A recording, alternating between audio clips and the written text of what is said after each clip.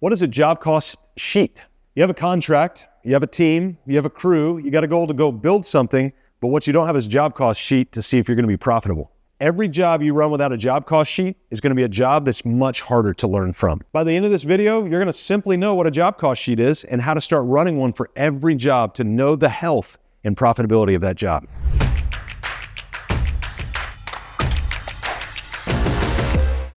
I love food, like a lot, really a lot. But what I love even more is when I really get to enjoy a place and I go back and I have that same experience every time. So there's a couple places in Greenville, South Carolina particularly, that's becoming a foodie town to some degree. And in it, we love to go to this one place called Lazy Goat. And it's sort of a Mediterranean restaurant, Mediterranean flair. There's another place there that's Persian called Pomegranate, so we really love. But you know what we love more is that every time we go back, the food we enjoyed the time before is the same food that we get to enjoy again. So rather than going in and having the minced goat, and it's delicious the first time, but it tastes paltry the next time, it tastes delicious both times. Why? It's because they have recipes. And so the chefs in those places use recipes that create this systematic experience so we get to enjoy it time after time after time. That's what a job cost sheet is for a construction business owner, is it becomes the recipe for job health, job by job, and all of these different jobs that you do. We need to start treating each job kind of like its own patient, and each patient has a patient chart, and that patient chart helps us to understand the health and the profitability of that patient and the care that they're receiving. Well, we want to do the same thing with the jobs that we're doing in our construction business as well. And if you don't have a recipe, then you're going to get different results every single time. So if we were to boil job costing down, let me take that down to its basic component parts. Job costing is basically determined, is this job profitable or not? That's it. That's the whole aim of job costing. But if we were to break a job costing sheet down into its most simplistic forms, this is what we're going to do. We're going to take what we call the slime, or the outs that we have to take. So once we have contract value, things need to come out of that contract value. It's what we call the slime. I'll come back to that in a minute. Then we have the estimated side of your job costing sheet. So what do we estimate this slime to be? And then we have the actual side of this job costing sheet. So if we came, for instance, in subcontractors, the first of our slime that's here. By the way, the I doesn't mean anything. It just helps us pronounce the word. And so we have subcontractors here. And once we run our estimate, we realize that we're going to spend somewhere in the neighborhood of $50K for our subcontractors. And by the time we're done with the job, we realize that we actually paid them $55. So you can learn right away. There's too many contractors that as they're going through doing their jobs, they're just taking cash over here, they're spending cash over here, and then they look up at the end of the job and hope they had more than they spent. Well, because of cash flow in a construction business, it is actually pretty easy to have more cash in the bank than what you spent at that moment. Why? Is because you're taking deposits from other people downstream.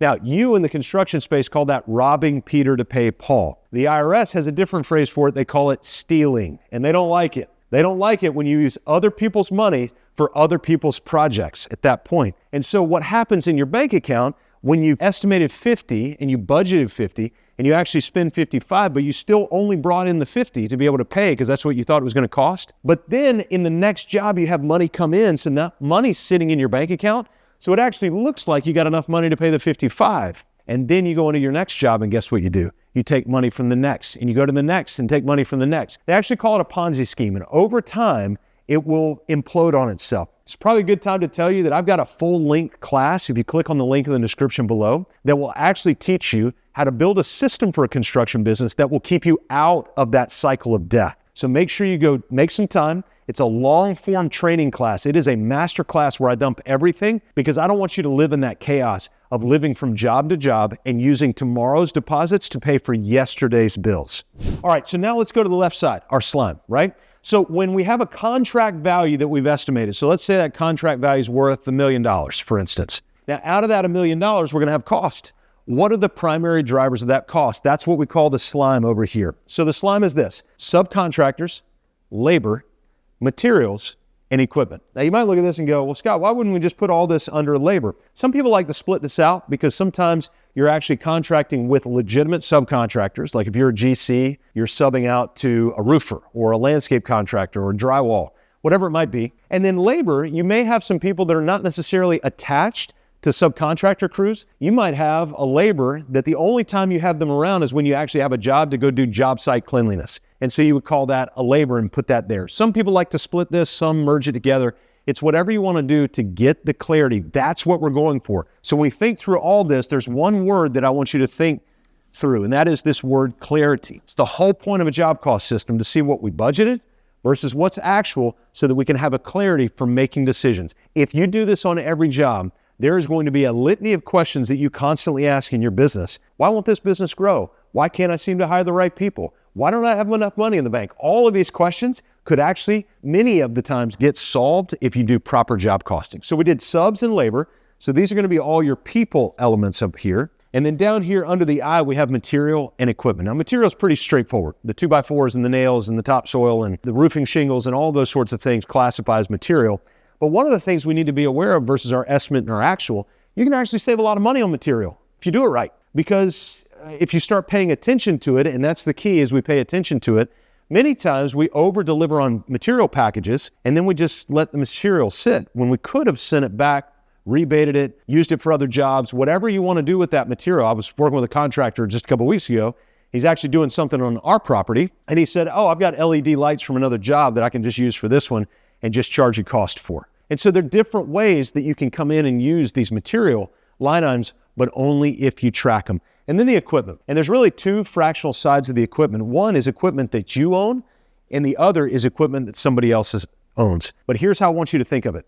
All equipment somebody else owns, even if you own it. How do we do that? Well, talk to your attorney, talk to your accountant, and you can sometimes put this into an LLC and something captive over here. And so you can actually put a cost associated with it per hour, per day, per mobilization, whatever that looks like. And you can start to account for those equipment costs, whether you technically own it or somebody else owns it, within the core and the scope of your job costing. So now here's where the gasoline comes in and really starts to pour fuel on this to give you the ultimate value. This is just job number one of this year. So if we start doing this over and over and over again, if you do 5 jobs a year or 25 jobs a year or 500 jobs a year, and you job cost every job, can you imagine by the time you get your estimate, your actual, and then you do what the delta of those things are over here, and you've got all this information? That is the category that we're looking for, is the differentiation between what you estimated and what you accounted for. Think about how much better you're going to get at estimating, at billing, at looking at your cycle terms. Some of you are accepting billing 30 and 45 and 60 days. Some of you could actually go, wait a second, what if we offered a rebate if somebody paid within 10 days, 3 days, whatever? So you start to get thoughtful about how you're doing this, but you can't do that until you have the information. And the information is found in your job costing sheet. And so again, make sure you go back to that video. I'll link to the description below, because you're going to see where a job costing sheet fits within the entire scope of your construction company. Super important to be able to do that. Why are we talking about job costing? It's because it's so frustrating when you don't do it.